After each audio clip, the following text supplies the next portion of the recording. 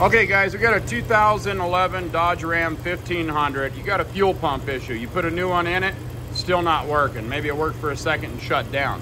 The fuel pump relay is integrated inside this module itself. If you want a little quick hack to where you don't have to spend $400 or $500 for this, you're gonna go to the fuel pump relay location, which is 25, and you're gonna make a little connection from there to the cigarette lighter, which is number 7. And so you can buy these little jumpers, this little jumper box. It just plugs in like a fuse, then a fuse goes in it, then wire over, and all we're doing is just giving the fuel pump module relay 12 volts from the cigarette lighter. So I hope that makes sense. And the vehicle fired right up. So if you don't want to have to change this whole box, or maybe you can't get a hold of a fuse block, then this is a quick little hack for you just to get it back on the road.